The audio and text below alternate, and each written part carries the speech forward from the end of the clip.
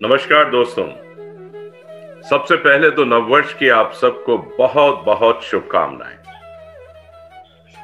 2020 यानी 2020 हम सब ने जिन स्मृतियों के साथ निकाला है, शायद ऐसी स्मृतियां हम पुनः नहीं चाहेंगे। इसका मतलब ये कदापि नहीं है कि किसी के लिए भी ये अच्छा ना रहा हो वर्ष। कईयों के लिए हो सकता है बहुत अच्छा रहा हो, लेकिन अमूमन पूरे विश्व के अंदर हम सब ने महसूस किया भांति भांति की समस्याएं खास करके इस महामारी को लेकर आई। तो 2021 हम सब के लिए मंगलकारी हो, मंगलमय हो। सबके लिए शुभकामनाएं। हमारे मैं और गीता कार्यक्रम में क्रेडेंट टीवी की तरफ से भी हमारे सब दर्शकों को हार्दिक शुभकामनाएं। आज देखिए, बहुत ही एक महत्वपूर्ण बात लेके मैं इस कार्यक्रम में आप लोगों की सेवा में हाजिर हुआ हूं। लेकिन इस कार्यक्रम से संबंधित हम बात करें, क्यों नहीं सबसे पहले हमारे आध्यात्मिक गुरु सम्मान्य श्री भूपेंद्र तायल सर का हम स्वागत करें। सर, हमारे मैं और गीता कार्यक्रम में आपका हार्दिक स्वागत है। हरे कृष्णा। हरे कृष्णा सर। नववर्ष की हमारे दर्शकों की तरफ से, हमारी पूरी टीम की तरफ से और मेरे व्यक्तिगत तरफ से भी आपको सहपरिवार बहुत बहुत शुभकामनाएं सर। धन्यवाद धन्यवाद। और सबको मेरी तरफ से भी बहुत बहुत शुभकामनाएं। सर, आज एक बहुत अद्भुत बात नजर आई। आज जिस प्रश्नों को मैं लेके आपके सामने उपस्थित हुआ हूं, हमारे दर्शकों ने लगता है वाकई गीता का अध्ययन प्रारंभ कर दिया है। बहुत क्योंकि जो बातें सर उन्होंने प्रश्न में अपने लिख के भेजी हैं, उसमें अधिकांश प्रश्न तो मन से संबंधित हैं। और वाकई जैसा आपके मुख से मैंने कई बार सुना है, मन बड़ा चंचल है। एक हमारे दर्शक हैं जिन्होंने क्रोध को लेकर भी प्रश्न अपना सामने रखा है और कर्म आदि को लेकर भी। वैसे तो भगवत गीता कर्म प्रधान सामान्य तौर पे हमें सुनने में मिलता है। तो इन सबों को लेके सर, आपकी अनुमति हो तो आज के प्रश्नावली को हम प्रारंभ करें। अवश्य। सर, ये पहला प्रश्न हमें भेजा है अलवर से श्री भीमसेन साहब ने। भीमसेन साहब लिखते हैं, गुरुजी, खूब कोशिश करने के बाद भी मन भटकता रहता है। पता सब होता है इसके भटकाव का कि होगा ये भटकाव हमें, फिर भी मन मानता ही नहीं है। उसी विषय की तरफ मन खिंचता चला जाता है। तो गीता में कोई ऐसा उपाय है क्या सर? भीमसेन जी पूछना चाहते हैं कि हमारा मन नहीं भटके और हम अपनी नैया को पार कर सके।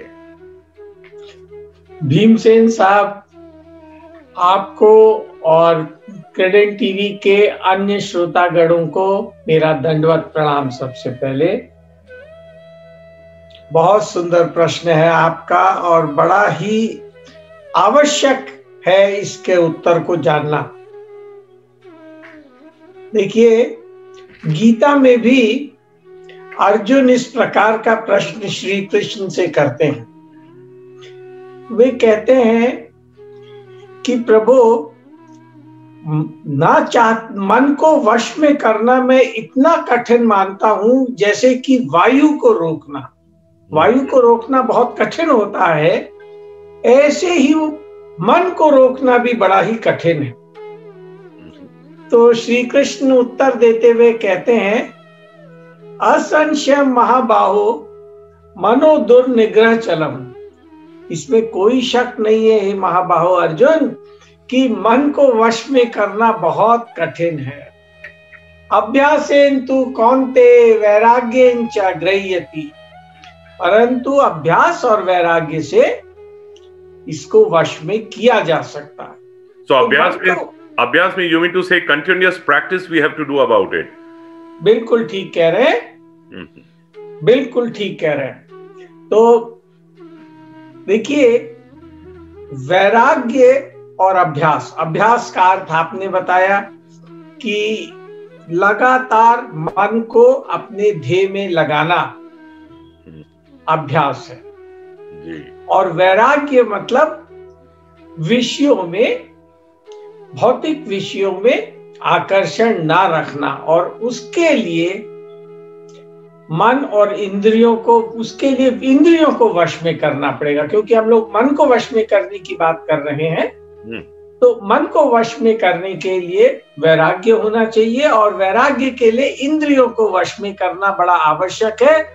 नहीं तो जो है बुद्धि एक निश्चय वाली नहीं रहेगी।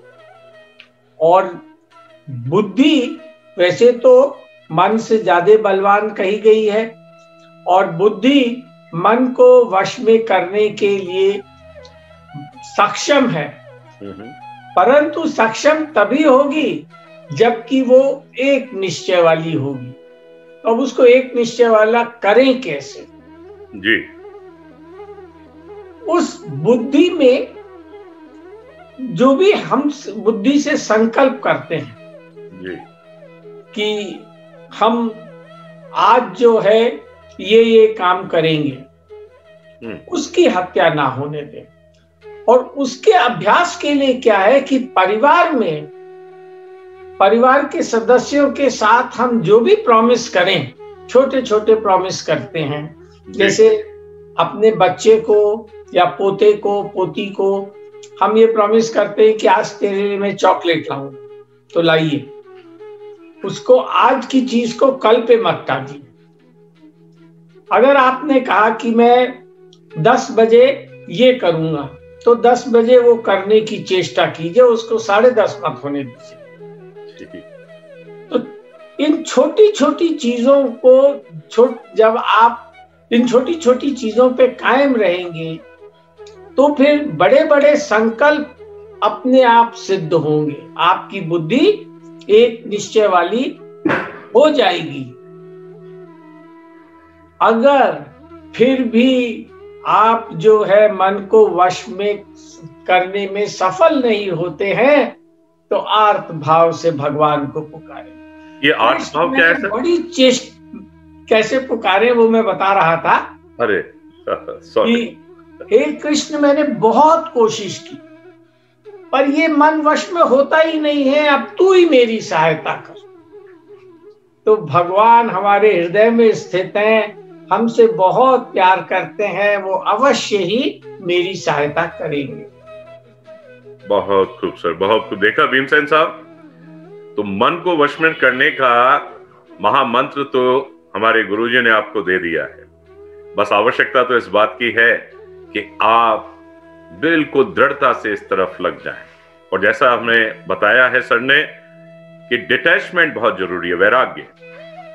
आप अपने इंद्रिया यानी सेंसेस को कंट्रोल में रखिएगा, नियंत्रित रखिएगा, और भौतिक चीजों से जब आप डिटैच रहेंगे तो मन आपके नियंत्रण में होता चला जाएगा। और फिर भी अगर ना हो तो जैसा सर ने कहा है, भगवान से अपना एक भावनात्मक रूप से प्रार्थना करने लग जाएं, तो अवश्य हमारा मन नियंत्रित होता चला जाएगा। और हाँ, वन पॉइंट दैट इज निश्चयात्मक बुद्धि, उसको बिल्कुल मत भूलिएगा।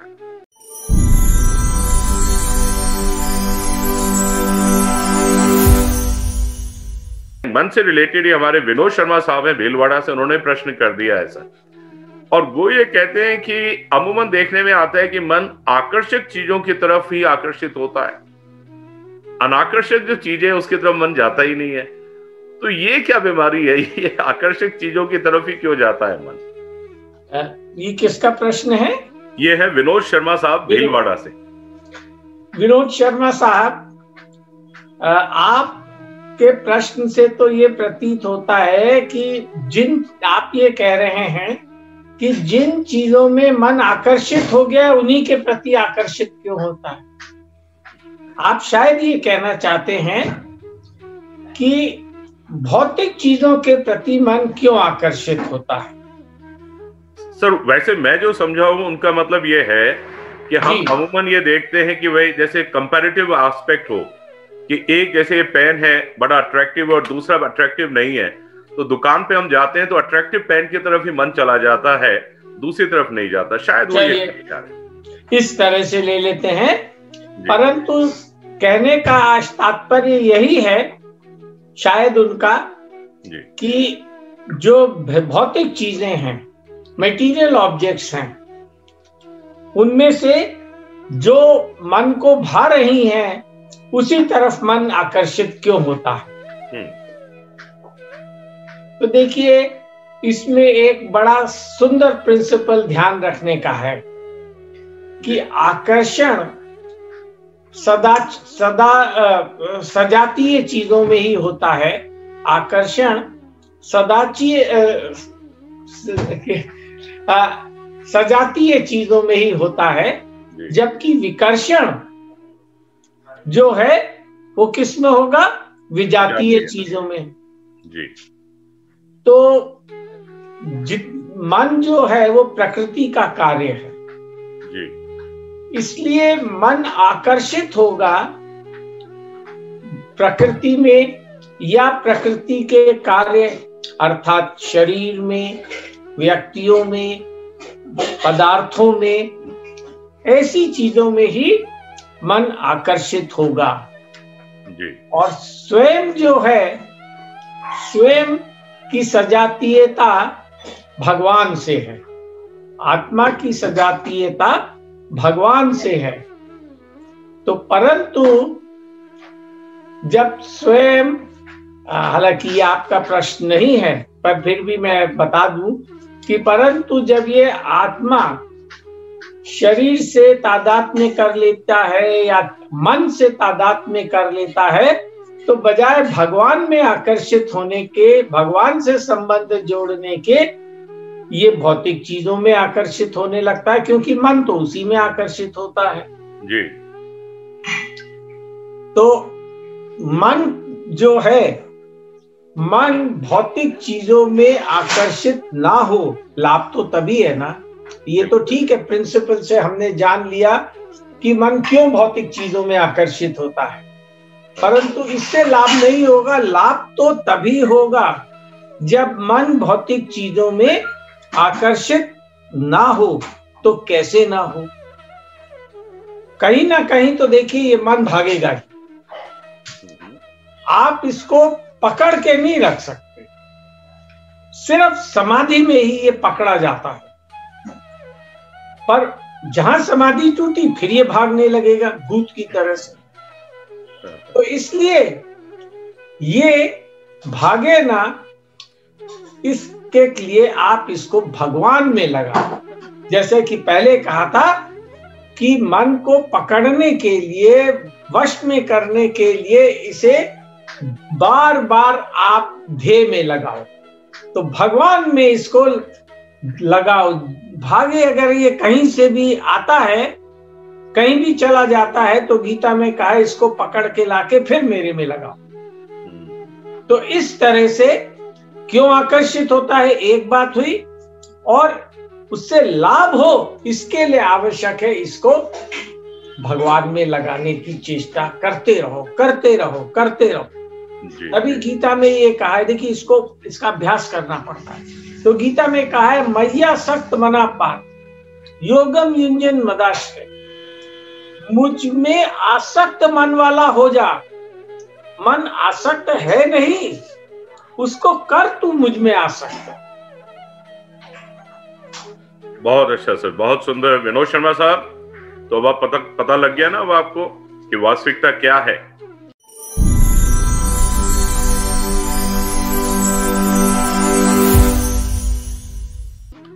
सर, अगला प्रश्न संतोष राठी जी ने भेजा है हमें, और संतोष जी लिखती हैं कि छोटी छोटी बातों पर गुस्सा आ जाता है, बाद में सब समझ भी आ जाता है कि हर व्यक्ति अपनी बुद्धि से सर्वश्रेष्ठ ही करना चाहता है, मगर फिर भी मानवीय कमजोरियों से गलतियां करता है। कैसे ठीक करें सर इसको, जिससे हमें छोटी छोटी बातों पे क्रोध ना आए, बल्कि सौहार्दपूर्ण वातावरण हमारे परिवार में सदैव बना रहे, दोस्तों में बना रहे, समाज में बना रहे। कृपया प्रकाश डालें सर। बहुत सुंदर। ये प्रश्न जो है, आप में से जो लोग क्रेडेंट टीवी का प्रोग्राम देख रहे हैं, तो ये प्रश्न 1-2 बार पहले भी आया है। अपने पहले एपिसोड में भी इस पे चर्चा हुई है। बिल्कुल। कि मन को कैसे नियंत्रित करें। और गीता भी इस बात पर बहुत जोर देती। गीता कहती है कि जब तक आप क्रोध को काबू में नहीं करेंगे जी, तब तक आप सुखी नहीं रह सकते। ना शक्नोति है या सोढ़ुम प्राक शरीर विमोचना।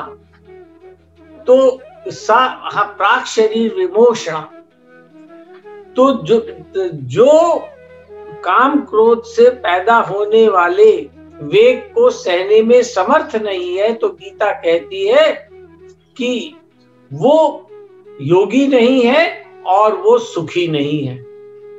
या इसमें तो कह रही है कि जो वेग को सहने में समर्थ है वही योगी है और वही सुखी है। तो कहने का तात्पर्य है कि पहले तो इस बात को अपने दिमाग में बैठा लीजिए, अच्छी तरह से बैठा लीजिए कि अगर क्रोध को वश में नहीं किया तो आप सुखी नहीं रह सकते। और तो और गीता ये भी कहती है क्रोध जो है वो नरक का द्वार है। त्रिविधम नरकस्येदं द्वारम नाशन मात्मनाः कामस क्रोधस तथा लोभस तस्मादेतत् त्रयं त्यजेत्। तो इन तीनों का त्याग कर देना चाहिए, काम, क्रोध और लोभ का। क्रोध का, काम और क्रोध की विशेष बात है, क्योंकि लोभ काम से ही पैदा होता है। तो तात्पर्य ये है, जब आप अपने मन में इस बात को अच्छी तरह से बैठा लेंगे कि क्रोध करने से अगर मैं क्रोध करूंगा तो सुखी नहीं रह सकता। दूसरी बात, अगर मुझे क्रोध आएगा तो मुझे नरक में जाना पड़ेगा। कोई नरक में नहीं जाना चाहता है।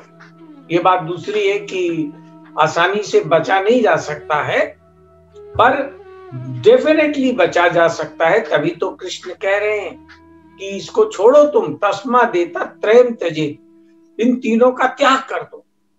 तो इसका त्याग किया जा सकता है। तो अगर आपने अपने मन में इसको बैठा लिया तो जब क्रोध आएगा तभी आप सचेत हो जाएंगे। तो धीरे धीरे, मतलब पहले तो इसका प्रभाव कुछ समय लगेगा प्रभाव को दूर होने में, पर धीरे धीरे आप ये पाएंगे कि ये क्रोध जो है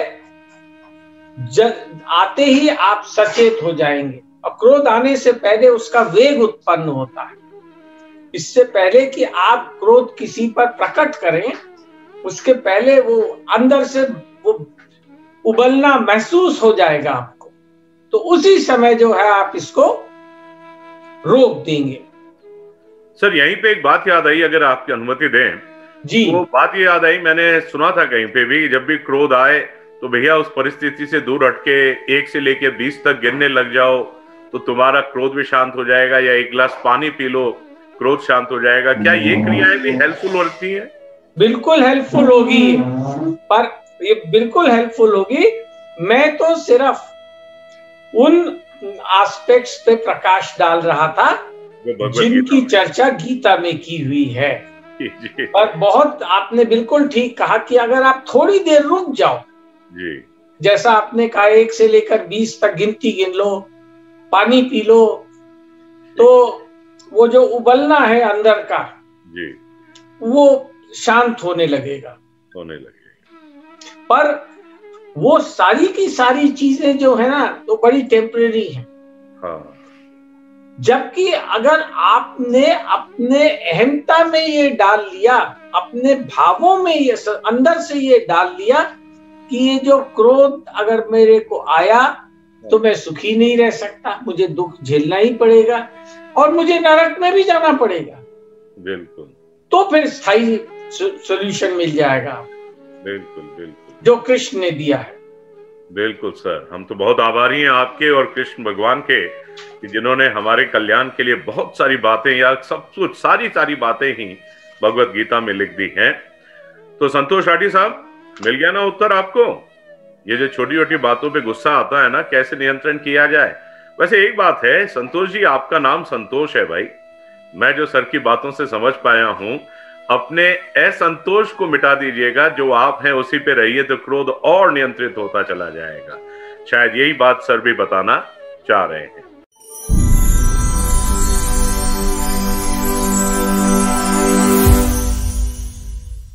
सर, हमारा जो अगला प्रश्न आया है वो दिल्ली से आया है और भेजने वाले हैं विकास जांगीड़ साहब। विकास जांगीड़ साहब लिखते हैं कि कर्म की परिभाषा क्या है।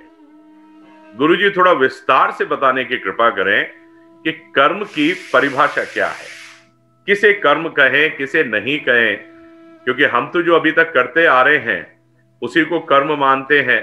तो भगवत गीता के अनुसार कर्म क्या है और क्या हम जो कर्म कर रहे हैं वो कर्म नहीं है? अगर परिभाषा की बात करें तो गीता में कर्म की जो परिभाषा दी हुई है तो वो इतनी सहज नहीं है समझने के लिए। थोड़ा सा उसको विस्तार से बताकर ही समझना पड़ेगा। पर हम लोग परिभाषा देख लेंगे, उसके बाद कर्म के बारे में जानेंगे, बजाय उस परिभाषा पे अपना ध्यान केंद्रित करने के। परिभाषा तो यह है, संपूर्ण प्राणियों के भाव को प्रकट करने वाला जो त्याग है वो कर्म कहा जाता है। अभी इसको छोड़ दीजिए। अब कर्म होते क्या हैं, कितने प्रकार के होते हैं, उसको जानकर हमें लाभ होगा।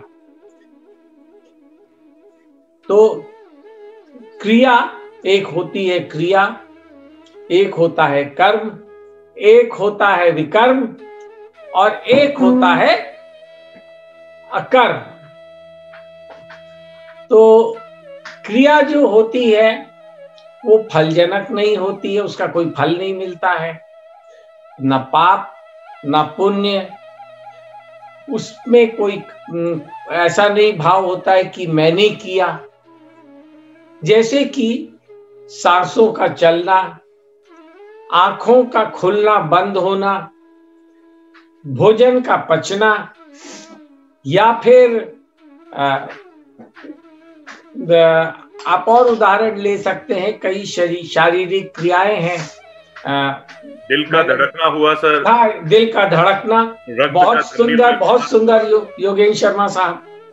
तो इस तरह की जो ये सब क्रियाएं हैं जी, इसमें न पाप लगता है न पुण्य लगता है, न ये फल देने वाली होती हैं, तो इसलिए इनको फलजनक भी नहीं कहा जाता। अब कर्म, शास्त्रों में जो हमारे कर्तव्य बताए हैं उनको किसी फल की चाह को रखकर करना, उन क्रिया तब फिर वो क्रियाएं कर्म बन जाती हैं। तो इनका फल मिलता है, क्योंकि आपके अंदर एक चाह पैदा हुई, इच्छा थी, तो उस इच्छा का फल मिलेगा, जिसके कारण कि मनुष्य जो है यद्यपि कर तो रहा है शास्त्रों में, शास्त्रों के अनुसार विहित क्रियाएं, मतलब जिनका कि शास्त्रों में प्रावधान है, कर तो रहा है उन क्रियाओं को, उसके कर्तव्य हैं, परंतु किसी इच्छा से कर रहा है, इसलिए वे फलजनक होते हैं कर्म। ये तो कर्म हुए। और विकर्म वो होते हैं जिनका कि शास्त्रों में निषेध किया, मना किया कि भाई ऐसा नहीं करना चाहिए, चोरी नहीं करनी चाहिए। तो ये जो क्रियाएं हैं इनसे तो पाप लगता है और इनको करके मनुष्य नरक आदि लोगों को प्राप्त होता है, मूढ़ योनियों को प्राप्त होता है, अगले जन्म में पशु पक्षी पेड़ पौधा ये सब बन सकता है।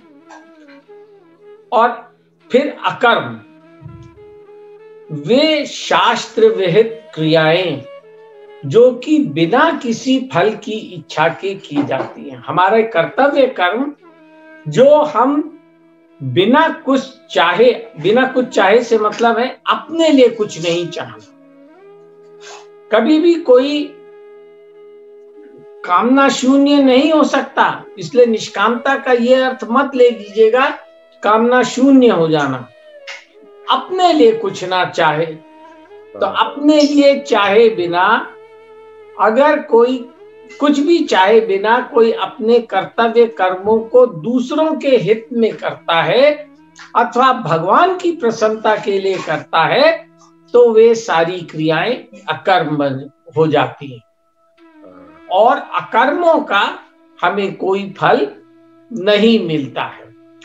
बजाय उन कर्मों से हमारा बंधन हो, वो हमें मुक्त कर देती हैं।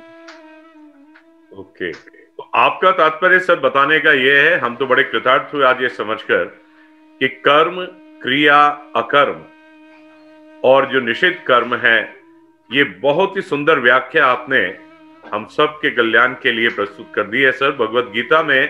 सर वैसे ये कौन से अध्याय में आई हुई है ये बात?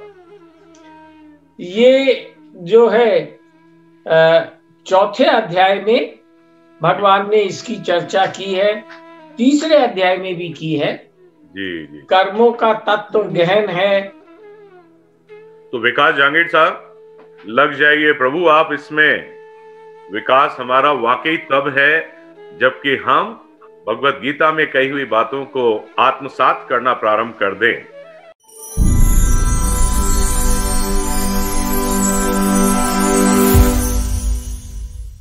सर समय दौड़ रहा है, लेकिन एक बहुत ही सुंदर प्रश्न है जिसने मन को भी इसमें समाहित किया हुआ है, कर्म को भी समाहित किया हुआ है और बहुत विस्तृत प्रश्न है। तो मैं प्रार्थना करूंगा ये प्रश्न आपके सामने रख रहा हूं। साक्षी शर्मा जी लिखती हैं, कहती हैं प्रणाम सर, निष्काम कर्म कैसे करें? इंसान है तो कुछ पाने की इच्छा होती ही है। अब इसके लिए काम करने की चाह पैदा होती है और फिर चाह अपने लिए हो या दूसरों के लिए हो, कामना तो होती ही है।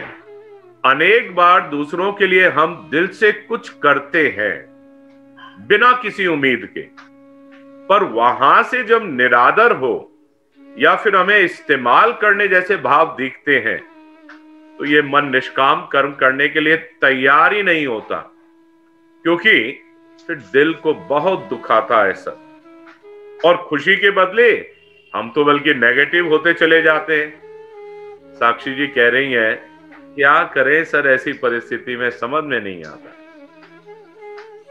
साक्षी जी, आपका जो भाव, आप जो अपने भाव प्रकट कर रही हैं, ऐसे भाव अधिकांश लोगों में होते हैं। पर चलिए इसको समझने के लिए स्टेप बाय स्टेप चलते हैं। निष्काम भाव से किसी के लिए कर्म करना, जैसा कि पहले चर्चा हो चुकी है, निष्कामता का अर्थ कामना शून्यता नहीं होता है। निष्कामता का अर्थ यही है कि अपने लिए कुछ ना चाहना, क्योंकि मनुष्य कामना शून्य तो हो ही नहीं सकता। वो या तो सांसारिक चीजों की इच्छा करेगा, अपने परिवार के सदस्यों की इच्छा करेगा, अपने लिए किसी उपलब्धियों की इच्छा करेगा। तो ये सारी चीजें तो भौतिक इच्छाएं हैं। और या फिर वो जो है इससे दूसरों की हित की इच्छा करेगा या फिर भगवान की प्रसन्नता की इच्छा करेगा, परंतु इच्छा तो जरूर होगी। तो निष्कामता का अर्थ यही है, अपने लिए कुछ ना इच्छा करना और अपने ममता वाले लोगों के लिए भी कुछ इच्छा ना करना। आप कहती हैं कि जब दूसरों के लिए हम उनसे बिना कुछ भी चाहे काम करते हैं और दूसरे हमारा निरादर करते हैं, या ऐसा भाव मिलता है कि मानो वो हमारा उपयोग कर रहे हैं, तो बुरा लगता है। तो कहने का तात्पर्य यह है कि आपने अभी इस इच्छा से काम किया कि आपका निरादर ना हो। अगर आदर नहीं मिले तो आदर चाहा तो ये आशा तो हो ही गई ना कि आदर चाह रहे हैं हम। बिल्कुल बिल्कुल बिल्कुल। चाहे ये इच्छा ना हो कि आपको आदर मिले, पर ये तो इच्छा है कि निरादर ना हो, निरादर ना हो, कोई आपको यूज ना करे।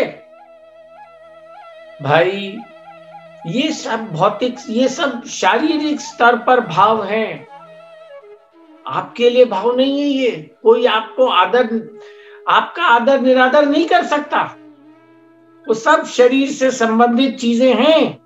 इस चाहना को छोड़ दीजिए। अगर आपने इस चाहना को छोड़ दिया तब आप कभी दुखी नहीं होंगे। लिखवा लीजिए, ऐसा कृष्ण कहते हैं कि जहां आपने किसी भी सुख की इच्छा की कि मेरा निरादर ना हो, इतने सुख की तो मैं हकदार हूं, तो जहां इतने सुख की भी इच्छा रखी तो आप जो है दुखी जरूर होंगी। गीता यही कहती है, सुख की इच्छा ही दुख का कारण है। अगर आप सुख पाने की इच्छा छोड़ दें तो दुखी कभी नहीं होंगी, और अगर सुख की इच्छा रखेंगे तो फिर दुखी जरूर होंगे। इसलिए आपने जो अपने भाव प्रकट किए हैं उसका सॉल्यूशन यही है कि सुख की कामना को छोड़कर, अपने शारीरिक सुख की कामना को छोड़कर कामना को भगवान की तरफ ही मोड़ दें। बजाय अपनी प्रसन्नता को देखने के भगवान की प्रसन्नता को देखने लगे। आपको क्या लगता है इसका महत्व छोड़ दीजिए। भगवान को क्या लगता है उस तरफ अपना भाव मोड़ दीजिए। क्या बात है सर, बहुत खूब, बहुत खूब।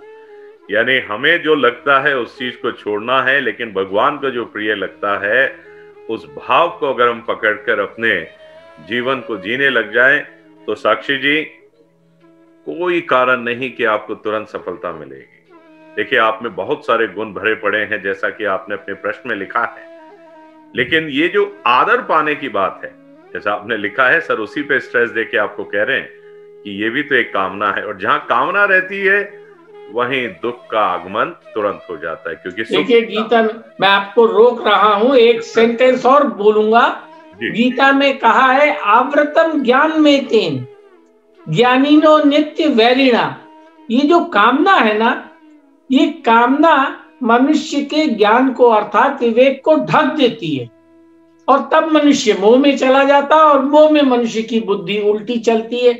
जो दुख देने वाली चीजें हैं उसे सुख देने वाली लगने लगती हैं, और जो सुख देने वाली चीजें हैं उसे दुख देने वाली लगती हैं। बिल्कुल, तो यही तो मोह है सब। बहुत बहुत बहुत सुंदर सर, बहुत सुंदर। आपने तो आज रस की गंगा बहा दी हमारे लिए। नववर्ष के इस कार्यक्रम पे हम सब ने बहुत महत्वपूर्ण बातों पे चर्चा न केवल की, बल्कि अपने अपने प्रश्नों का बहुत ही सुंदर उत्तर भी हम लोगों ने पाया। तो देरी किस बात के दर्शकों, दोस्तों, साथियों, हम तुरंत अपनी शंकाओं को कमेंट बॉक्स में लिखें और अपने प्रश्नों को फॉरवर्ड कर दें, जैसे कि अगले कार्यक्रम में ही आपके प्रश्न को हम तुरंत शामिल कर सकें। नववर्ष के ऊपर मेरे ख्याल से सबसे बड़ा जो एक मंगलकारी कार्य हम कर सकते हैं वो यही है कि भगवत गीता को समझने के दृढ़ संकल्प हम कर लें कि हमें तो समझना ही है। क्यों समझना है? क्योंकि जीवन के हर प्रकार के प्रश्नों का उत्तर ना केवल इसमें है, बल्कि वास्तविक आनंद भी इसी में ही है। ऐसा मैं सर की बातों से, सर के प्रश्नों के उत्तरों से समझ पाया हूं। तो क्यों नहीं दोस्तों, आइए आज ही हम निर्णय करें इस विषय के ऊपर, और यथासंभव 2021 के अंदर हम सब भगवत गीता को समझने का गूढ़ प्रयास करने लग जाएं। और हाँ, बिल्कुल मत भूलिएगा, हमारे कार्यक्रम आपको कैसा लगा, अपनी राय अवश्य में भेजिएगा, और यदि कोई प्रश्न है आपके तो वो भी हमें अवश्य भेजिएगा। डायरेक्टर साहब, इससे पहले कि प्रोग्राम को समाप्त कर दें, मैं आप सबसे इजाजत चाहूंगा, लेकिन उससे पहले हम हमारे आध्यात्मिक गुरु श्रद्धेय श्री भूपेंद्र तायल सर का दिल से अभिनंदन करते हैं। उनको धन्यवाद देते हैं कि वो अपने व्यस्ततम शेड्यूल में से भी आप और मेरे हित के लिए समय निकाल पाते हैं और अपने इन प्रश्नों का उत्तर दे पाते हैं। सर बहुत बहुत धन्यवाद। दोस्तों आज के लिए सिर्फ इतना ही। मुलाकात होगी अगले सप्ताह सोमवार को ठीक 7 बजे मैं और गीता कार्यक्रम में। तब तक के लिए अलविदा, नमस्कार, हरे कृष्ण। हरे कृष्णा, हरे कृष्णा।